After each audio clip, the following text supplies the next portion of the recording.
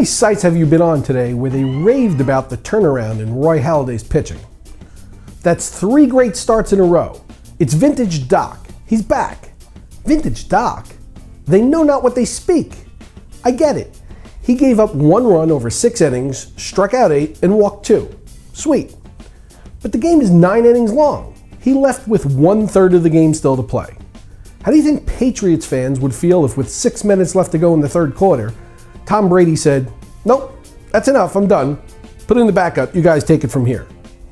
The old Roy Halladay isn't leaving a game with 2-run lead and 3 innings still to play. He's either closing it out himself or handing it right to the closer. He didn't get the win because he didn't deserve the win. Think about it. His own manager thought the best option to win the game was to pull him in favor of journeyman middle relievers. And to no one's surprise, they blew it. To be honest, the old Roy Halladay isn't walking 2 batters in 6 innings. What's so impressive about averaging 3 walks per 9? And the old Roy Halladay certainly isn't tossing 95 pitches to get through the 6th. The situation is no different than it was a month ago when Halladay was being emaciated. Halladay knows what he's doing out there, and the future Hall of Famer is going to have days where he gets people out. But if you're looking to trade for him and you think for a moment that you're trading for the old Doc Halladay, you're making a grave mistake. You want a pitcher? How about Tampa Bay's Alex Cobb? The 25-year-old is only starting in 62% of leagues, and after last night's 8 1/3 performance against the Yankees, now sports a 3-1 record with an ERA of 1.82 and a whip of nearly 1. Now that's a pitcher you want on your fantasy roster. Man, this stuff makes me hot. All right, how about some levity? The Red Sox performed an exorcism in the clubhouse after yesterday's game, optioning Alfredo Aceves to AAA Pawtucket. He's got 72 hours to report, and this is a prelude to what's undoubtedly about to happen, which is a trade. You could see this coming last year when the Red Sox made him pay his own plane fare to join the club on the West Coast after being suspended. The guy's got talent, there's no doubt. Take a look at his 114-inning 2011 season, and you'll see what I mean. So someone will trade for him. Perhaps a change of scenery will do him good. It wouldn't surprise me if the enigmatic Aceves was able to thrive with a small market team as a starter or even a closer. He did close out 25 games last year before melting down. I actually don't think it's the craziest notion to spend a buck on him if he goes to the right place. Craig Kimbrel blew a save yesterday. Hey, it happens. Don't go crazy now and trade him. He's still arguably the best closer in the game. The Rockies can make even the best pitchers look pedestrian when playing at home.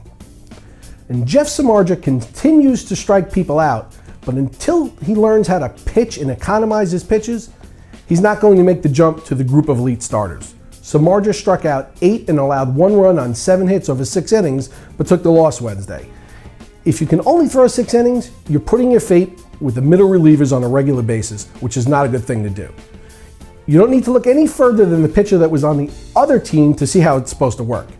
Matt Latos allowed just 4 hits, walking just 1 in 7 shutout innings. He threw 14 first pitch strikes out of 25 hitters faced. That's the kind of pitching that gets you a 2.16 ERA and a whip of nearly 1. And what's wrong with Steven Strasburg? Fantasy owners didn't pay for a 1-4 start. Well, nothing's wrong, actually. Strasburg had a sharp outing. He struck out 7, walking just 1, and threw 6 scoreless after allowing 3 in the first.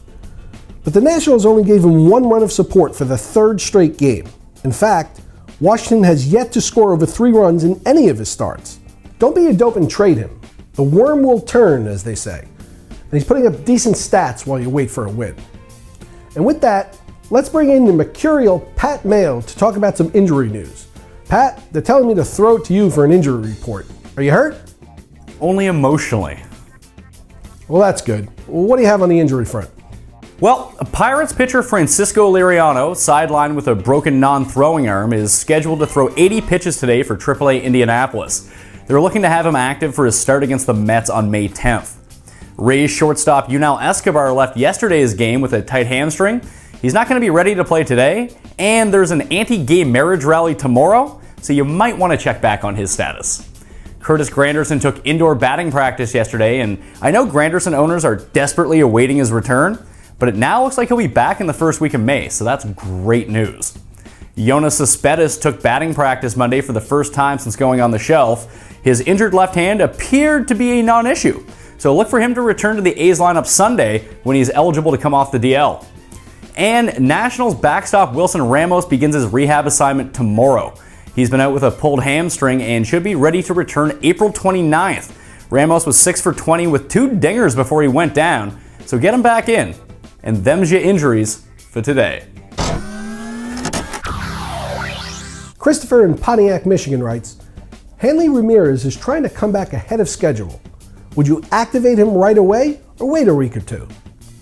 Chris, April 30th is Hanley Ramirez bobblehead day at Dodger Stadium. You didn't think he was going to miss that, did you? Hey, they're paying Hanley a lot of money and they aren't going to jeopardize things by bringing him back when he's not ready. Besides, the Dodgers are looking to win games. They're going to put in the best guy for the job. If Don Mattingly is going to play him, you should too. Jose Valverde returned to the scene of the crime last night, making a triumphant entrance in front of hometown Detroit fans, pitching a 1-2-3 ninth against the Royals, getting the save. Now this is one of the more remarkable stories in baseball. Here's a guy that was left for dead during last year's playoffs after not being able to get anyone out, and then he couldn't get a major league invite to spring training camp. Well, he's got a major league gig now, and to be honest, he looked like the annoying animated Valverde of old, which pisses everyone off but the team who has him. Valverde may be a regurgitated closer, but he's playing on a very good team and will have plenty of save opportunities.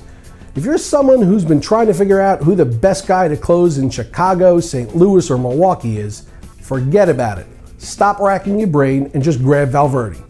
I have no idea how long the magic will last, and who cares if he chokes in the postseason. The modern day Armando Benitez is back. Grab him now and enjoy it while it lasts. For RotoExperts, I'm Mike Cardano.